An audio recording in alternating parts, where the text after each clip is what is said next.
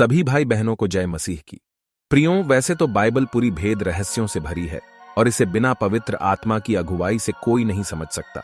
तो आइए आज हम परमेश्वर के वचनों में से इन बातों को समझने की कोशिश करें।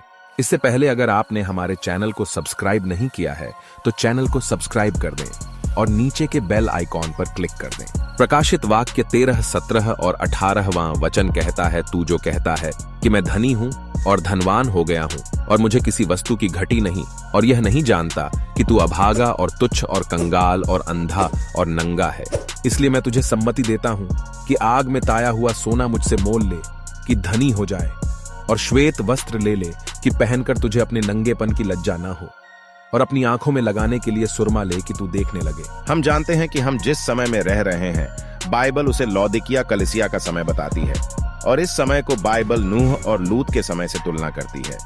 जैसे लूत और नूह के समय पृथ्वी पर अनैतिकता बढ़ी हुई थी, ठीक उसी तरह अब भी अनैतिकता बढ़ी हुई है। उन्हीं अनैतिकताओं में से एक विषय को हम आज देखने जा रहे हैं। प्रकाशित वाक्य 13 उसका 17 और 18वां वचन बताता है कि इस समय के पुरुष एवं स्त्रियां इतने अधिक अंधे हैं कि उन्हें यह पता ही नहीं है कि वे नंगे हैं। इसका कारण है आजकल के सेवक एवं प्रचारक जो इस बात को गलत नहीं ठहराते। मत्ती 15:14वां वचन में प्रभु ने कहा, वे अंधे मार्ग दिखाने वाले हैं, और अंधा यदि अंधे को मार्ग दिखाए तो दोनों गड्ढे में गिर पड़ेंगे। फिर लूका 6:39 में कहा, क्या अंधा अंधे को मार्ग बता सकता है? क्या दोनों गड्ढे में नहीं गिरेंगे? आखिर किस बात से लोग अंधे हैं और किस बात से नंगे? वचन कहता है, व्यभिचार करने वाला या व्यभिचार करवाने वाला या वाली दोनों स्वर्ग के राज्य में प्रवेश नहीं करेंगे। बहुत सारे लोग आज शारीरिक व्यभिचार को ही व्यभिचार समझते हैं, जबकि वचन और एक व्यभिचार के बारे में बात करता है जिसे आत्मिक व्यभिचार कहते हैं। पुराने नियम में जब परमेश्वर ने इस्राएली लोगों को व्यवस्था दिया तो वह शारीरिक था, परंतु जब नए नियम में प्रभु यीशु आया उसने इसे आत्मिक में बदल दिया। कोई स्त्री पुरुष का पहरावा न पहने और न कोई पुरुष स्त्री का पहरावा पहने, क्योंकि ऐसे कामों के सब करने वाले तेरे परमेश्वर यहोवा की दृष्टि में घृणित है। दोस्तों, वचन दोधारी है।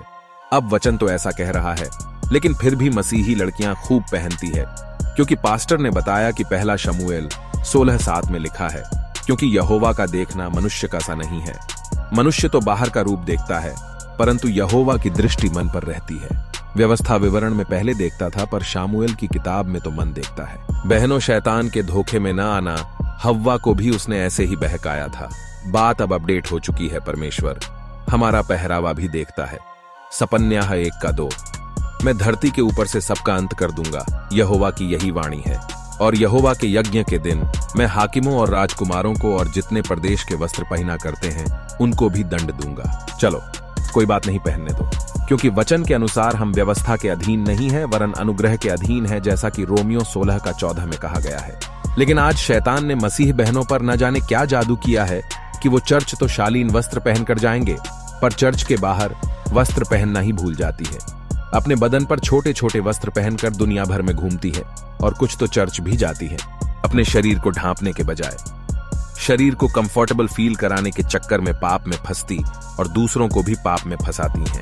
क्या हो, अगर कहीं रास्ते में कोई जानवर सड़ रहा हो, आप वहां से गुजर रहे हो, आपको उसी समय उल्टी लगने लगेगा।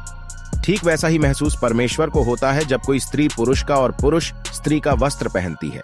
मेरी मसीह बहनों, मैं आप लोगों को बताता हूं, जब कोई बहन किसी पुरुष का वस्त्र पहनती है या अपने शरीर पर छोटे वस्त्र पहनती, तब उस बहन के लिए नर्क के द्वार खुल जाते हैं। आप सोच रहे होंगे कैसे? आइए मैं आपको समझाता हूं। आप जो छोटे कपड़े पहनते हैं, जिसे शॉर्ट्स कहा जाता है, वास्तव में वेश्याएं उसे कपड़े के अंदर पहनती हैं। वो उनका अंडरगारमेंट्स है, जिसे बहनें आज बड़े शौक से बाहर पहनती हैं।